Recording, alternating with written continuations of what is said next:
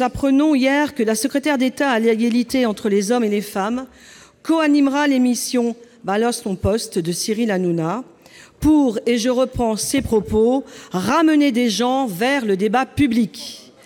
Les Français ne seraient-ils pas assez subtils ou assez intelligents pour avoir besoin de ce type d'émission, pour réfléchir, pour comprendre et proposer? Monsieur le Premier ministre, est-ce avec votre accord que Mme Schiappa participe à ce talk-show pour le moins surprenant? Je vous remercie pour votre question, tout en bienveillance et tout en nuance. Je vais essayer de vous répondre sur le même ton.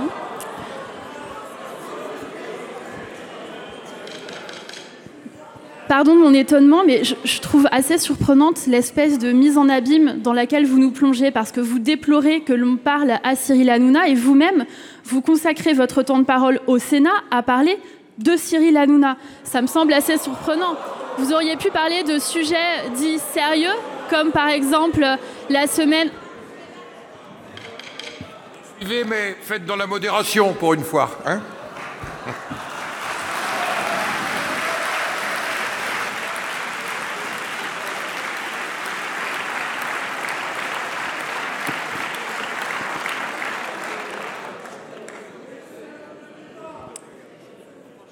Madame la sénatrice, il y a des centaines de milliers de personnes qui regardent toutes les semaines l'émission de Cyril Hanouna. Est-ce que ces centaines de milliers de personnes sont des citoyens comme vous et moi, comme les gens qui écoutent France Culture, comme les gens qui regardent Arte? Il n'y a pas de citoyens de seconde zone, Madame la sénatrice.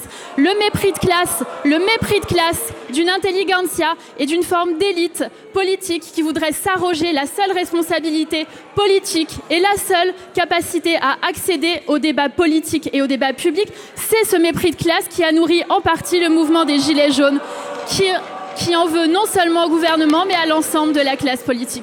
Je crois qu'on ne répond pas à des problèmes politiques de 2019 avec des solutions de 1999, ne vous en déplaise. Vous avez mis le feu au pays en vous entêtant sur une mesure dont personne ne voulait. Une mesure préjudiciable pour le quotidien des territoires, sans pour autant avoir une efficacité reconnue. Je veux parler de 80 km/h. Après 6 mois d'application, rien ne permet toujours d'affirmer que la limitation à 80 a réduit le nombre de tués sur les routes. Le président de la République, lors de son Tour de France, propose de revenir sur cette mesure et, je cite, « trouver une manière plus intelligente, des solutions plus pragmatiques et faire quelque chose qui soit plus acceptable ».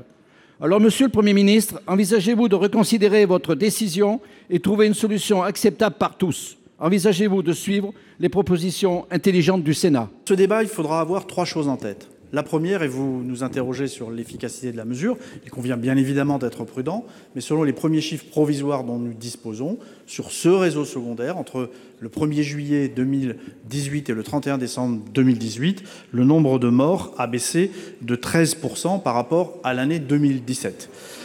Deuxièmement, il nous appartiendra également de bien prendre en compte les effets induits de cette mesure. Je pense notamment au temps de déplacement, je pense notamment aux effets sur la consommation de carburant ou encore sur la cohabitation entre les voitures particulières et les poids lourds.